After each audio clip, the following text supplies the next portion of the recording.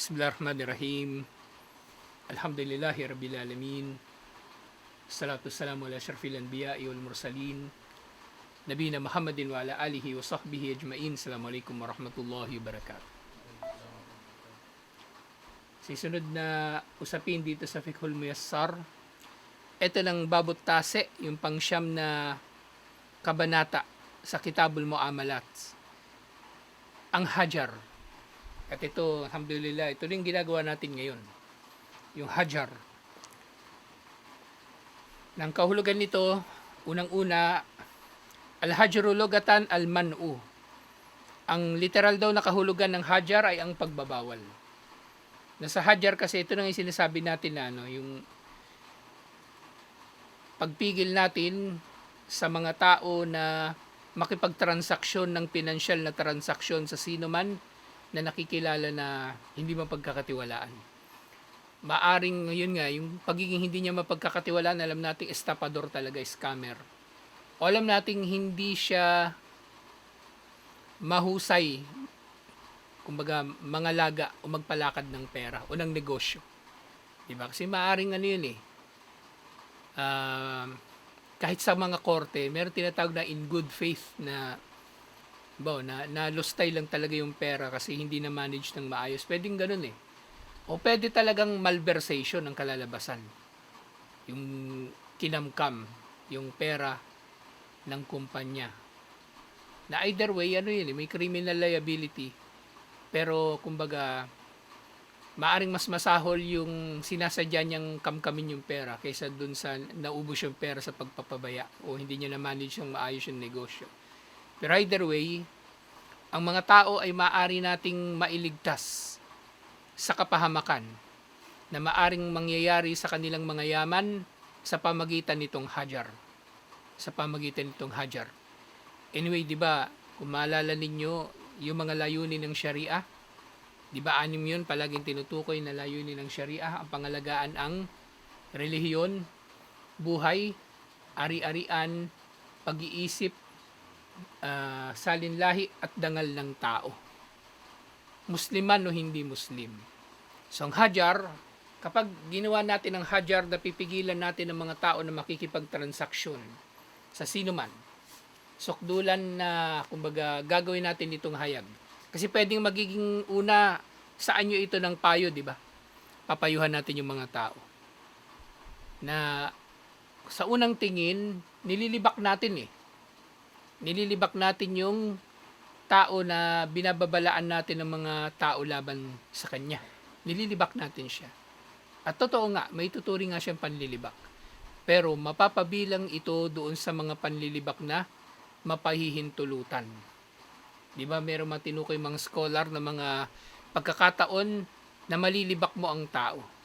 At ano ba yung panlilibak?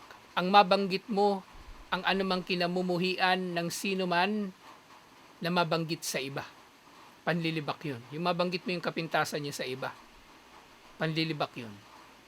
Na sabihin mo sa mga tao, itong si ganito, mandurugas, huwag kang mag-invest sa negosyo niyan, huwag kang magtiwala dyan. So nililibak natin siya, oo. Pero mapahihintulutan yun Kasi nga diba sa iba't ibang mga pinahintulutan na panlilibak o pagbabanggit ng anumang kapintasan nino man, maaari itong mangyari kung nagsusumbong tayo sa otoridad. Mapupunta tayo sa korte, sa abogado. Mababanggit natin yung pangalan niya, mababanggit natin yung ginawa niya, na ayaw niyang banggitin natin sa iba.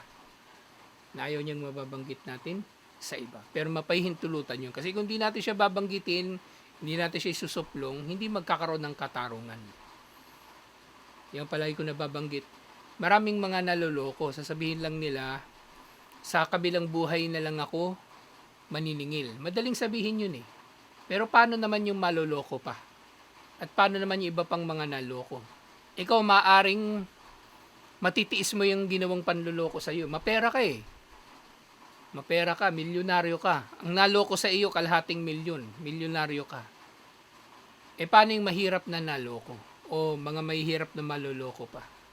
Ang pera nila sa bangko, hindi umaabot ng 10,000, pero naloko sa kanila 20,000. So, di ba, ang laking kawalan sa kanila nung halaga na yun. Maliit para sa ibang mga tao, lalo na mayayaman, kasi sila nawalan ng kalahating milyon. Ilang milyon ba ang pera nila? Bilyon, sabihin na bilyon ang pera. Barya ang nawala sa kanila. Pero yung tao na, kumbaga sa isang buwan, maaaring bangko niya, yung ATM niya, ano pa mang pera na meron siya sa naitatabi niya sa sarili niya, hindi abot na 10,000, tapos nawala sa kanya 20 bill. O di malaking ano yun, kawalan para sa kanya. Malaking kawalan. So, kailangan natin ng hajar. At ang hajar, syempre, maaaring magiging, obligado sa ilang mga pagkakataon. Katulad ng kung paanong maaaring magkakaroon ng iba't ibang hukom, ang iba't ibang mga bagay. Na may mga pagkakataon masasabi natin na magiging wajib ang isang bagay dahil sa matinding pangangailangan dito. At halimbawa, yung jihad, di ba? Pwede siyang fardo kifaya. Unang hatol sa kanya, fardo kifaya. Kapag may sapat ng grupo ng mga Muslim, bilang ng mga Muslim na nag-jihad, hindi na kailangan mag-jihad ng lahat. Pero kapag konti lang kayo nag-jihad, mas marami yung kalaban, hindi magiging fardo ain, lahat ng may kakayanan mag-jihad, obligado mag-jihad. Pag-aasawa, maaring ang pag-aasawa sa mga pagkakataong marami, sunnah. Pero maaring sa isang lalaki, na takot na maaring na masasadlak na siya sa zina o kaya sa iba pang mga paglabag, di magiging wajib sa kanyang mag-asawa. So, hindi yung hajar.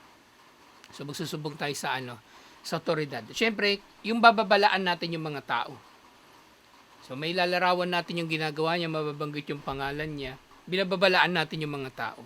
So, sukdulan na ito nga ay hayagan. Hayagan. At pangatlo, sa mga pinahintulutan ng mga scholar, pwedeng mangyayari ito sa paglalarawan sa isang tao na, kumbaga inilalarawan lang natin, wala tayong intention na mamintas. Kasi yun lang yung paraan para maintindihan. Halimbawa, sasabihin natin, dito ba nakatira si Pedro, yung bulag? Binanggit natin yung kapintasan niya, yung pagiging bulag. O hindi natin siya nililibak. Binanggit lang natin bulag. Kahit pag galit si Pedro na tinatawag siyang bulag, diba, tawagin siya, hoy bulag, magalit siya, di ba? Magalit sa mga kapitbahay niya, tawagin siyang bulag. Kailangan natin banggitin na bulag siya eh. Kasi doon sa bayan nila, 30 sila na Pedro. Pare-pareho pa apelyido. Si Pedro, tapos ang apelyido nila, Cruz. Saan dito nakatira si Pedro Cruz? Ay, sino po bang Pedro Cruz? Ang daming Pedro Cruz dito sa bayan namin. 30 sila lahat, magkakapangalan. Si Pedro po yung bulag. O, di tapos yung usapan. So, yun yung mga pinahintulutan. So, itong hajar, sukdulan na magiging hayag ito. Sukdulan na magiging hayag ito. At maaring magkakaroon talaga ng panlilibak. Kasi mababanggit natin sa iba, ang kapintasan ng iba na ayaw mabanggit ng iba, lalong-lalo mga kriminal, o hindi ba magkakatiwalaan sa pera o transaksyon na pinansyal. Hindi yun, inshallah, mapahihintulutan. Ang hajar, sa kahulugan nito sa Islam, man'u insanin min tasarrufihi fi malihi. Salamatullah. Ang hajar daw, ang kahulugan nito sa Islam, ang pagbawalan ang tao na gamitin ang kanyang pera. Ang pagbawalan ng tao na gamitin ang kanyang pera o makipagtransaksyon sa pamagitan ng kanyang pera. Ngayon yung hajar, maaring may tatlo na involved, di ba? Yung nagbabawal, yung tao na pagbabawalan mo, at yung tao na binababalaan mo yung mga tao laban sa kanya. So, tinutukoy dito na pagbabawalan mo sa maaring yung tao na balak makipagtransaksyon doon sa estapador. So, siya yung tinutukoy dito na pagbabawalan mo na makipagtransaksyon ng pinansyal na transaksyon sa tao na nalalaman natin na nakikilala natin na manloloko. Nakikilala natin na manloloko. So, dito sa bagay na ito, malinaw eh. Malinaw. Kaya nga kung yung tao nag-aaral ng Islam at nakasaksi siya na may nangyayaring ganito na hajar, hindi niya ito mamasamain.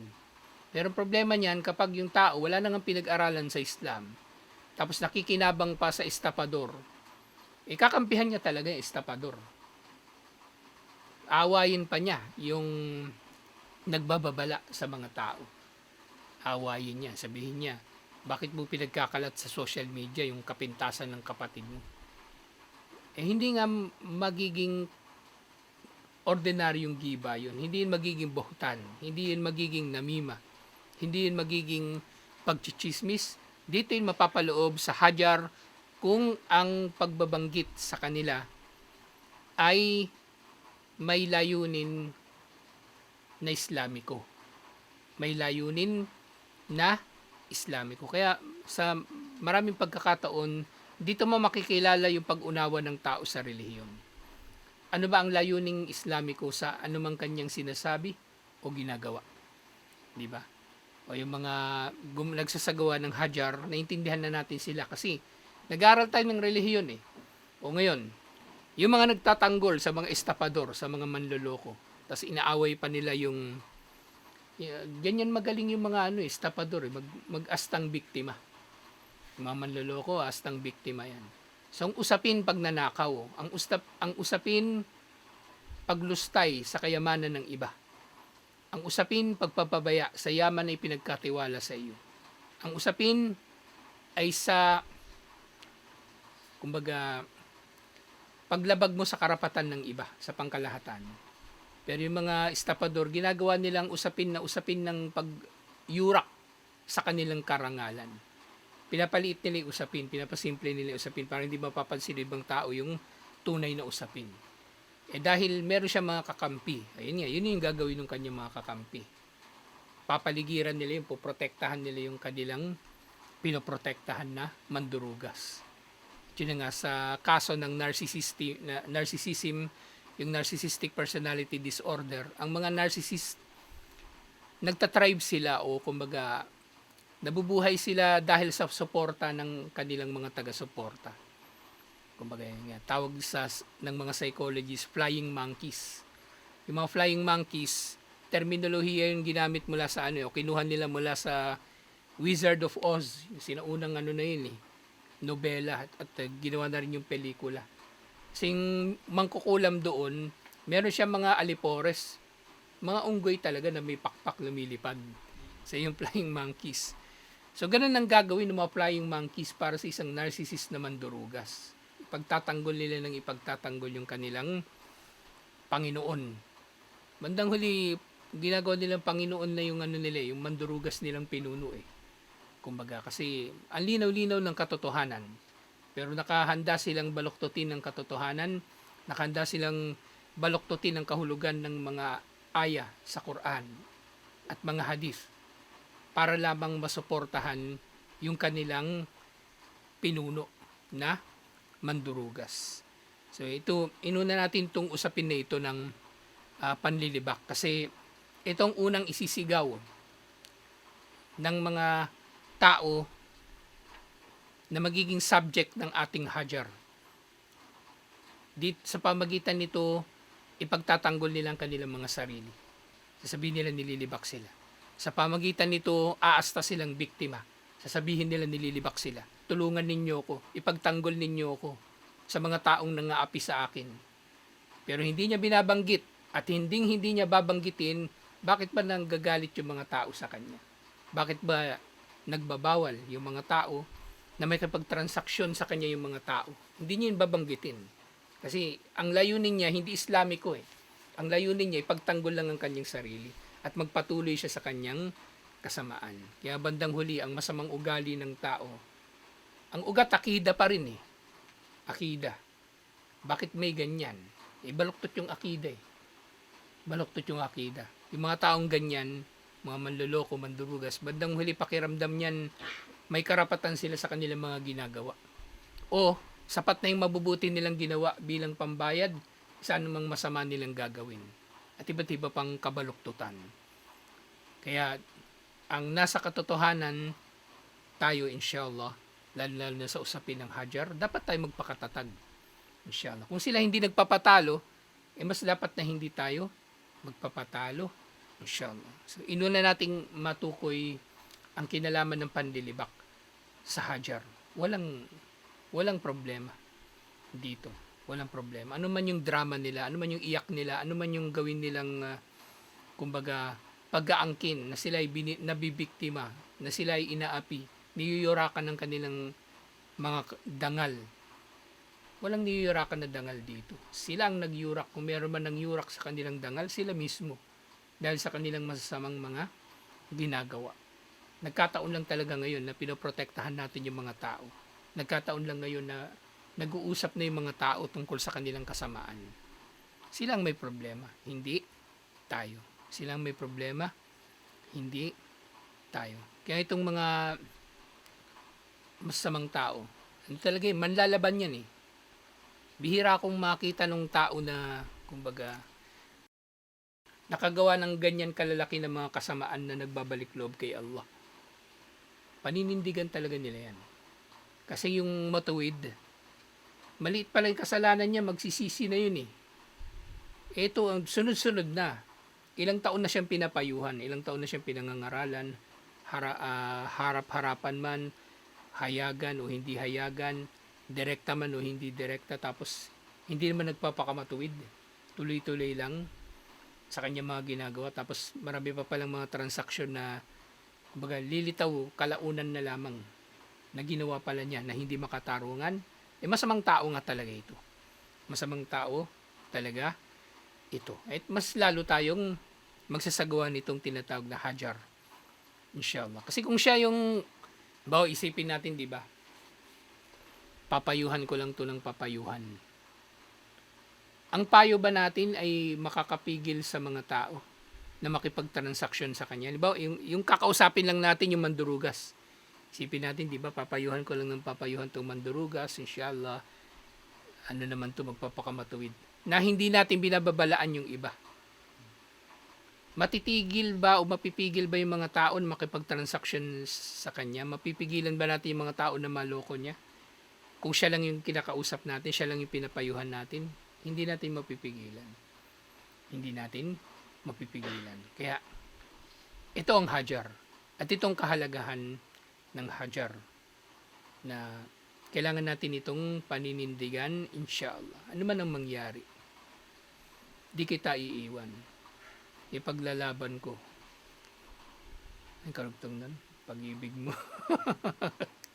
Sa ganun, kung hindi sila papatalo, mas dapat hindi tayo papatalo.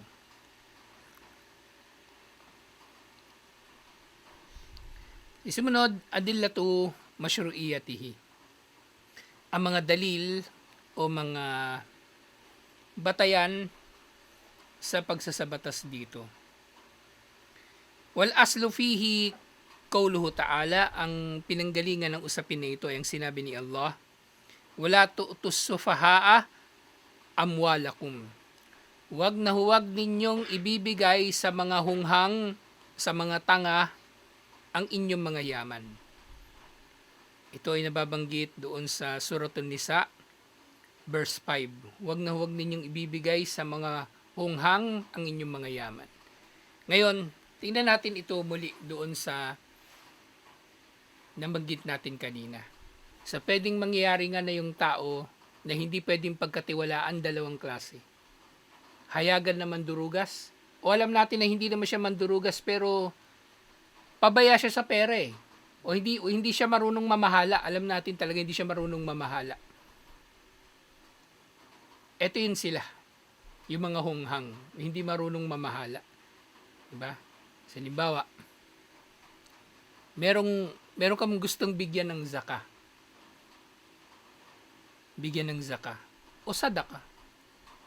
Tapos yung tao na yun, alam mo, mahina ang pag-iisip. Alam mo na noon pa nakatanggap na yun ng malaking halaga. Kasi kabilang sa mga layunin ng pagbibigay ng zaka sa may hirap, upang pagyamanin sila. Upang pagyamanin sila.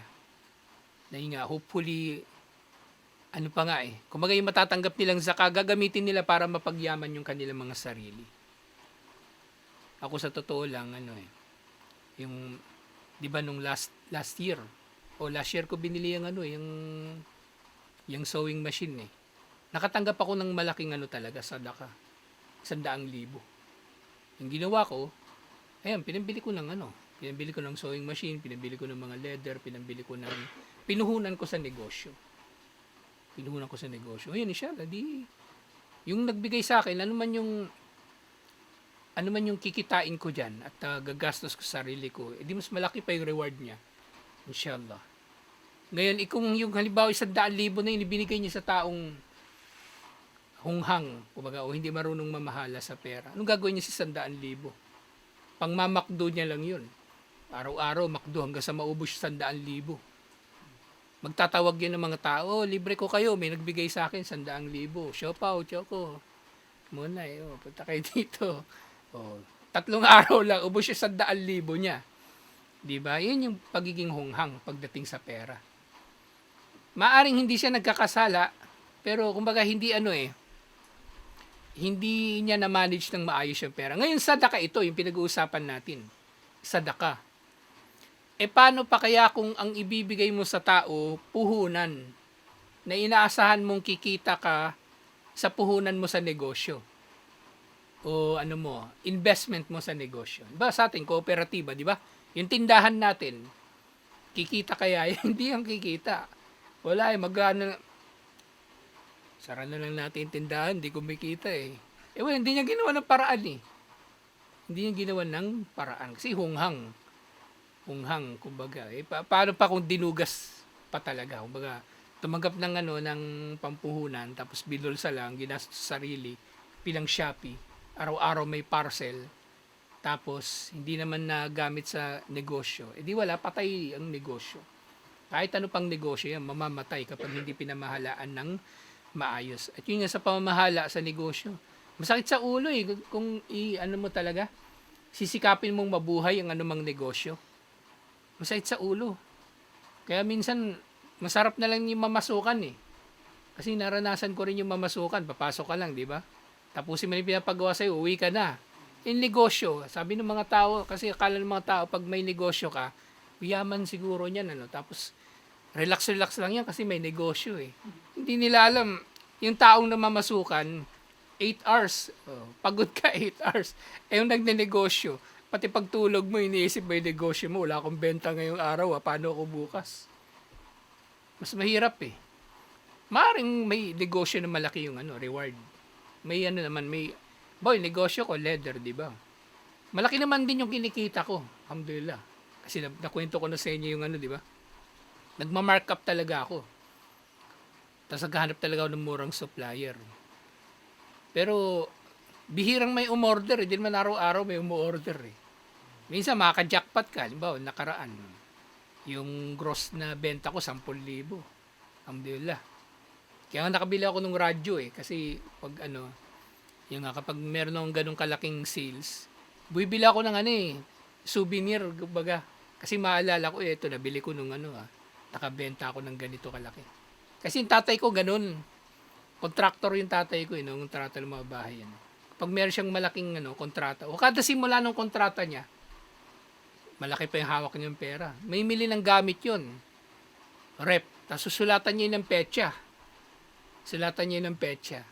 So ngayon, minsan makukwento niya, ito, nabili ko to nung pinakyaw ko yung bahay ni ganito. Ganyan.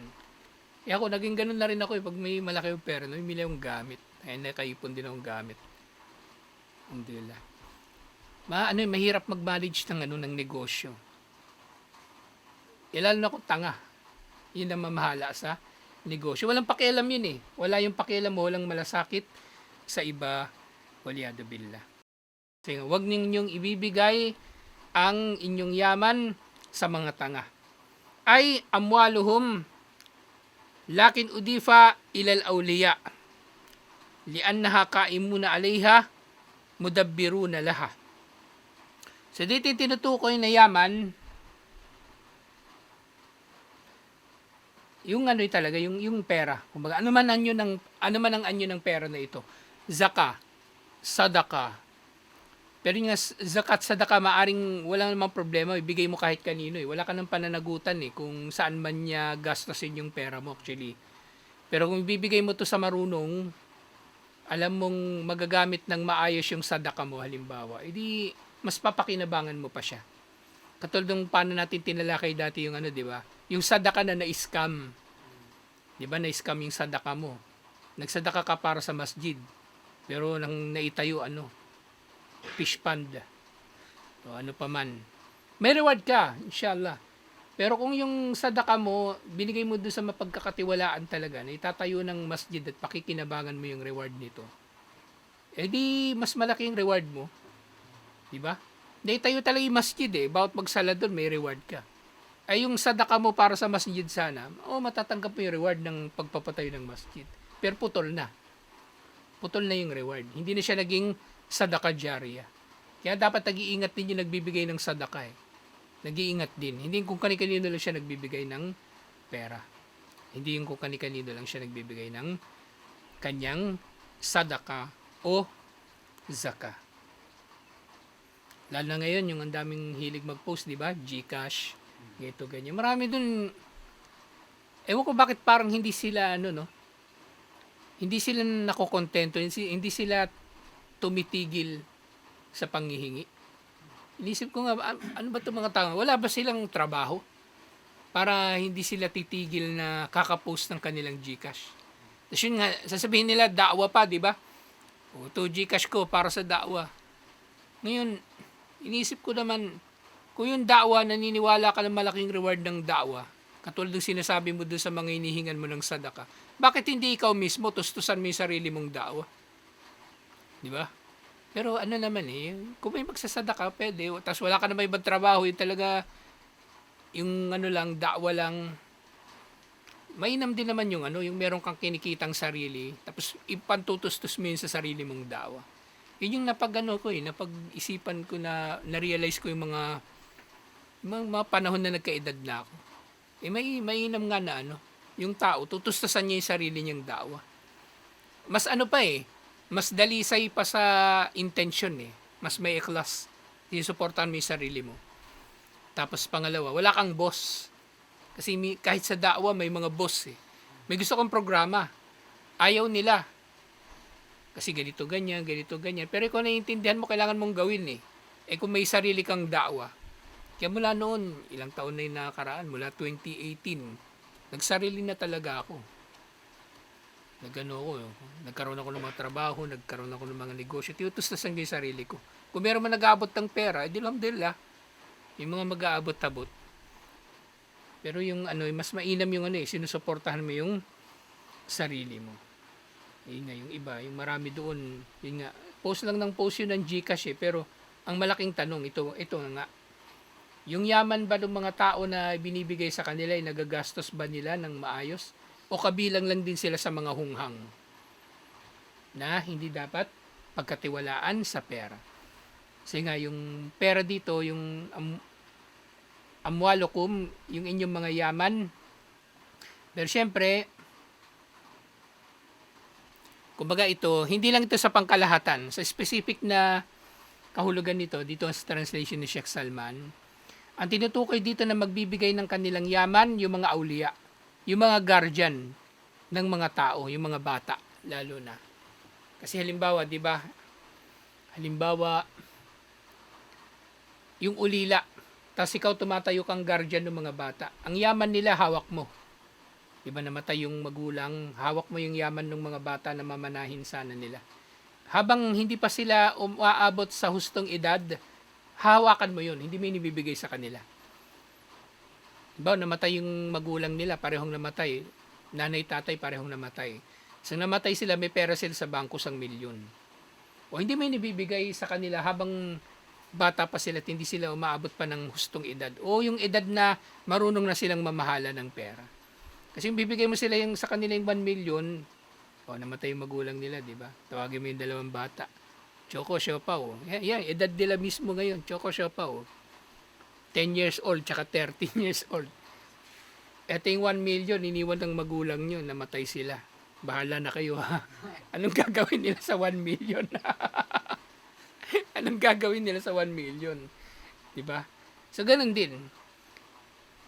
So, kailangan, kumbaga, pangangalagaan natin yung yaman nila para sa kanila hanggang sa dumating yung tamang panahon. Hanggang sa dumating yung tamang panahon. So, hajar din yun, kumbaga. Hajar din yun. At kumbaga, yung hajar nga, Kung makikita natin doon sa konteksto ng aya na ito, yung Hajar, kumbaga kanina na yung nagtagal tayo sa pagtalakay, yung pipigilan natin yung iba. Pero kung pipigilan natin yung tao din mismo na yun, nagastusin o gamitin niya yung kanyang pera, pwede rin.